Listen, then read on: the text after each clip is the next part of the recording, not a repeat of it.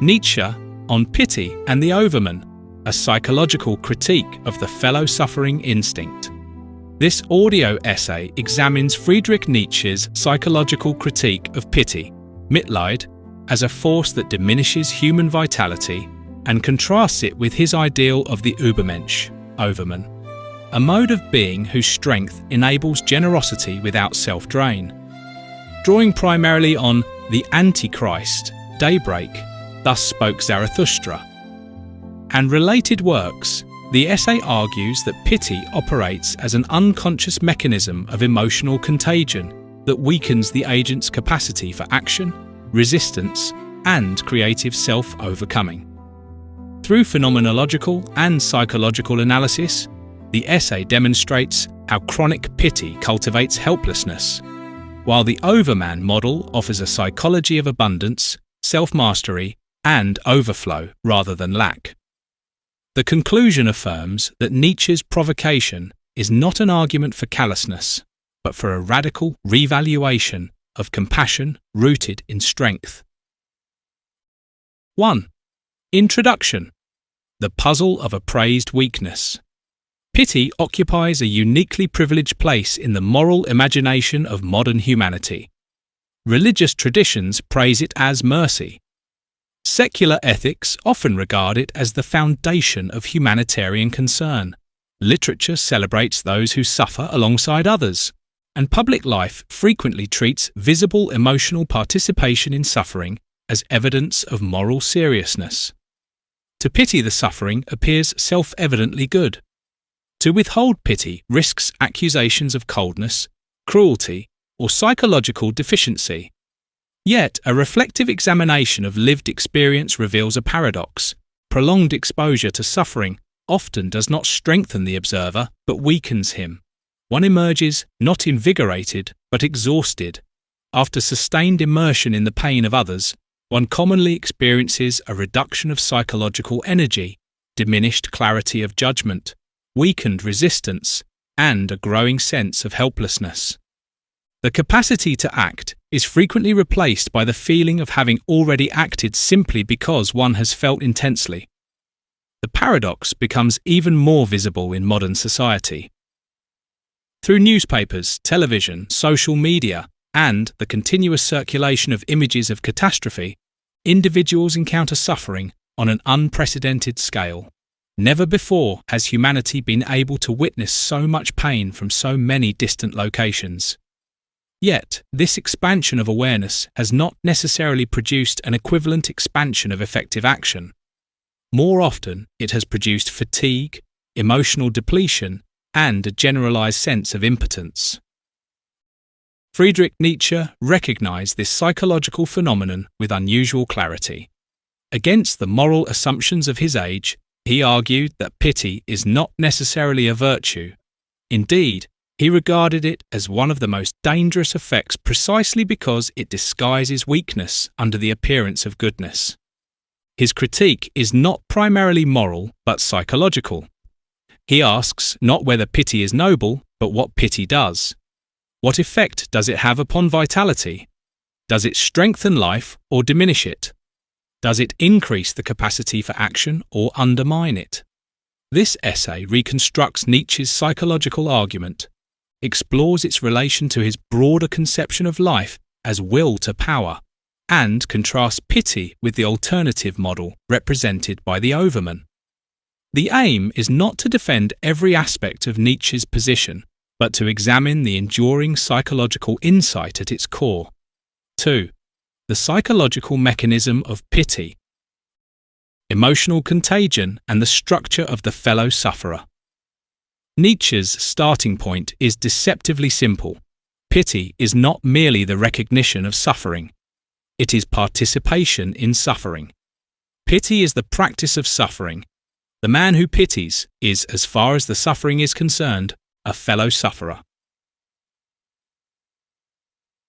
Daybreak 134. This statement contains the foundation of Nietzsche's critique. To pity another person means that one's own emotional state becomes infected by the suffering one observes. The observer does not merely perceive pain, he reproduces it within himself.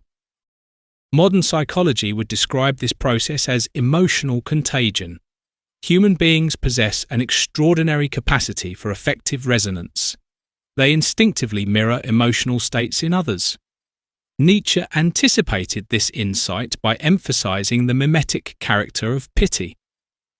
The suffering of one person becomes psychologically replicated in another.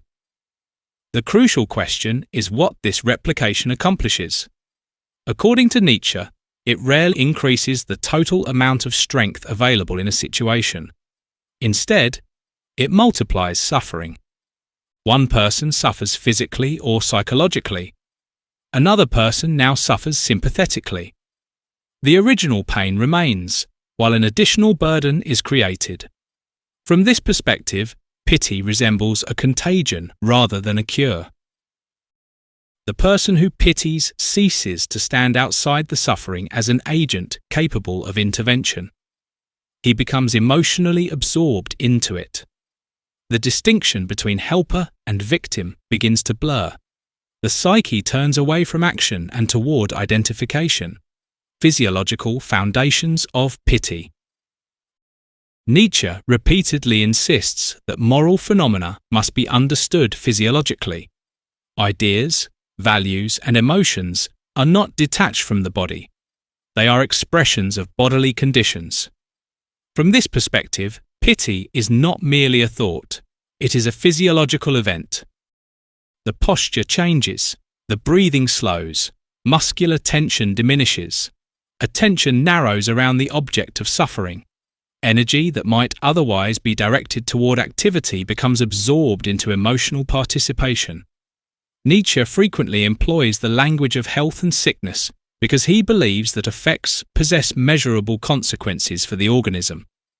Some effects increase vitality, others decrease it. Pity belongs to the latter category. The organism experiencing pity moves toward the state it contemplates. The observer partially reproduces the weakness of the sufferer. What appears morally elevated may therefore represent a subtle physiological decline. This does not mean that pity is consciously chosen. On the contrary, Nietzsche views it as largely involuntary. Precisely because it operates beneath conscious control, it possesses enormous power.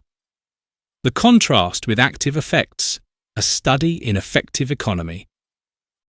Nietzsche's analysis becomes clearer when pity is compared with active affects.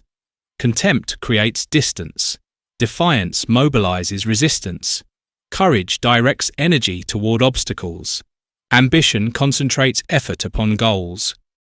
Creative enthusiasm generates production. All of these effects preserve the distinction between self and world. They maintain the integrity of the agent. Pity does the opposite.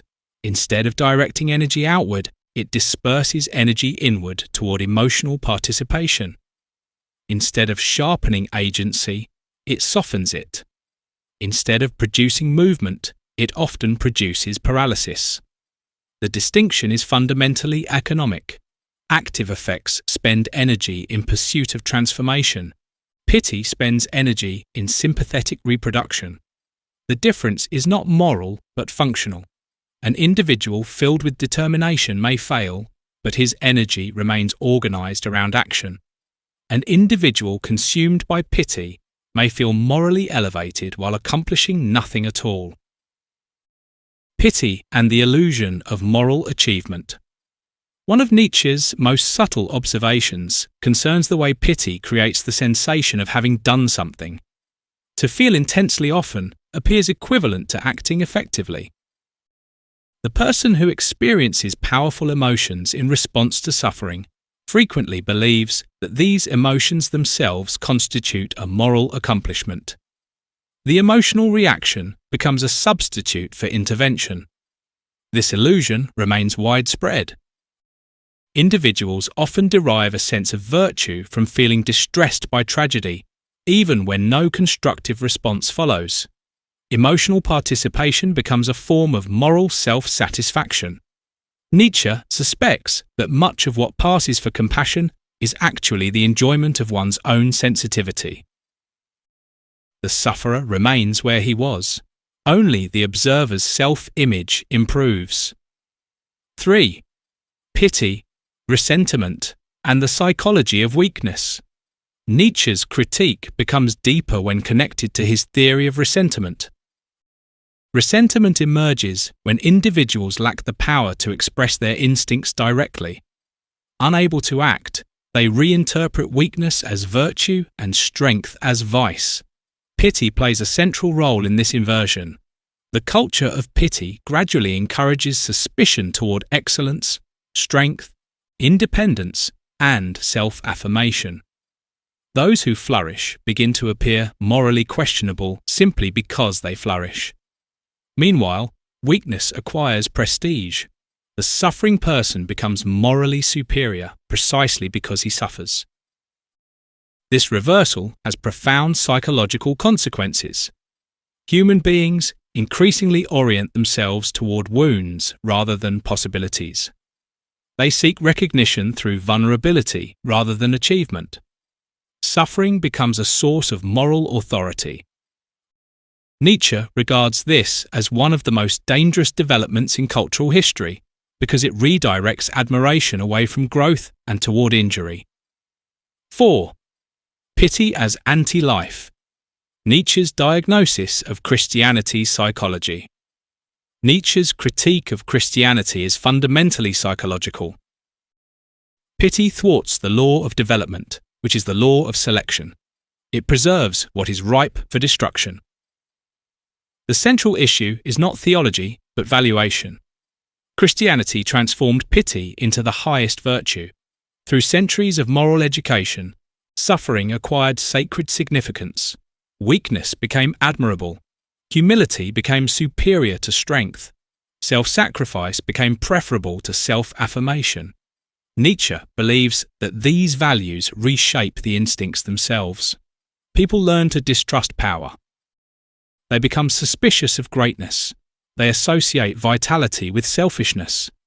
The consequence is not universal kindness, but generalized exhaustion. A civilization increasingly organized around pity gradually loses confidence in creation, experimentation, and risk. The preservation of suffering becomes more important than the cultivation of excellence. 5. The will to power as the alternative principle. Behind Nietzsche's critique lies his broader conception of life. Life is not fundamentally the pursuit of pleasure, nor is it primarily the avoidance of pain. Life is the expansion of power. The will to power does not necessarily mean domination over others.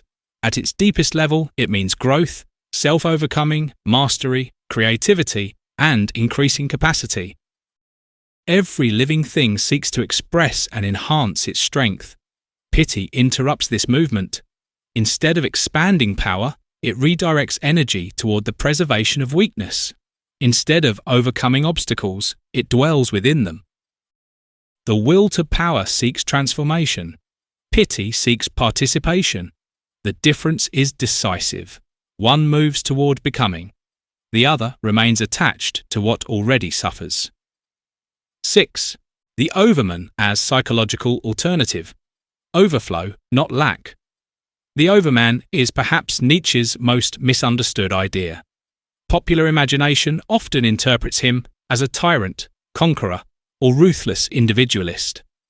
Yet psychologically, the Overman represents something very different.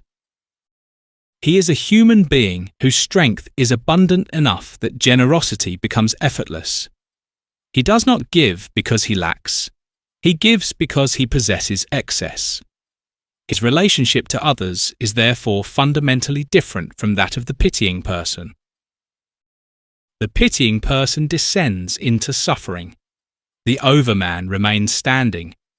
The pitying person weakens himself through identification. The Overman preserves himself while offering aid. His compassion emerges from abundance rather than depletion. The capacity to witness suffering. One of the defining traits of the Overman is the capacity to behold suffering without collapse. Most individuals oscillate between two extremes.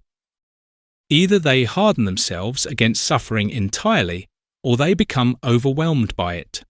The Overman avoids both responses. He neither retreats nor drowns. He can look directly at tragedy while maintaining his orientation toward life. This capacity requires extraordinary psychological strength because suffering exerts a magnetic pull upon consciousness. It invites identification. The Overman resists this invitation. He remains present without becoming absorbed. Tragedy and the affirmation of life. Nietzsche repeatedly returns to the Greek tragic worldview because tragedy teaches a lesson absent from pity. Tragedy does not deny suffering. It confronts suffering directly, yet it nevertheless affirms existence. The tragic hero experiences pain, loss, and destruction while refusing nihilism. The Overman inherits this tragic attitude. He does not seek a painless world. He seeks the strength to affirm life despite pain. This is why Nietzsche regards suffering not merely as an evil, but as a condition of growth. The question is not how to eliminate suffering entirely, but how to transform it into power. 7. The structure of genuine help. From a Nietzschean perspective, genuine help requires asymmetry.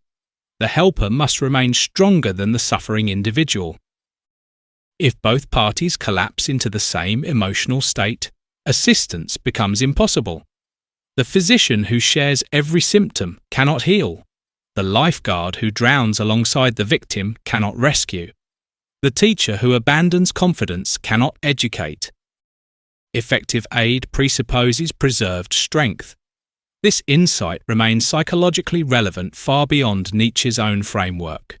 Therapists, physicians, emergency workers and caregivers frequently discover that emotional over-identification reduces effectiveness.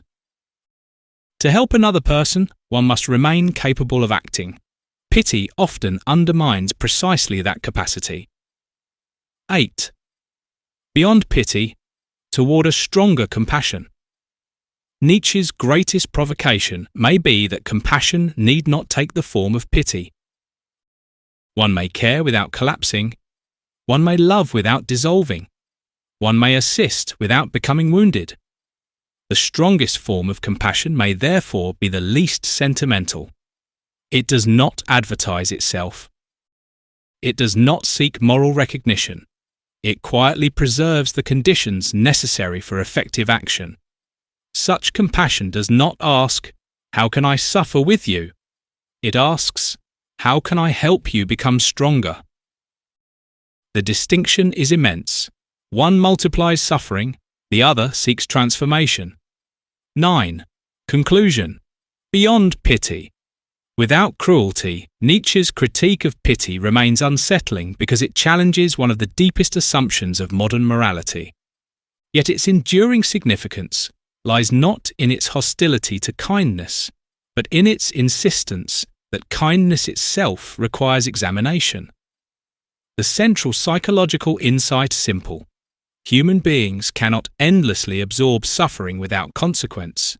Every act of identification carries a cost. Every immersion in pain affects vitality. The moral celebration of pity often ignores this reality. Nietzsche asks us to consider whether compassion rooted in weakness ultimately serves either the sufferer or the helper. His answer is negative. Pity creates fellow sufferers rather than creators, spectators rather than actors, exhausted sympathizers rather than transformative agents. The Overman represents the opposite possibility. He is the image of a self capable of confronting suffering without surrendering to it. He embodies a psychology of overflow rather than deficiency, strength rather than depletion, creation rather than reaction. Whether one accepts Nietzsche's broader philosophy or not, this challenge remains compelling. Can one remain open to the suffering of others without being consumed by it?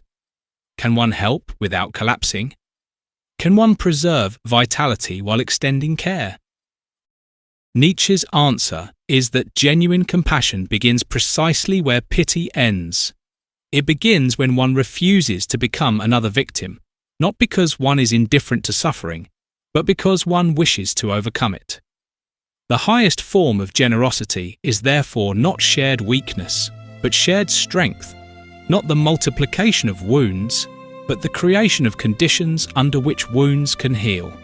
Such a vision does not abolish compassion. It demands more of it.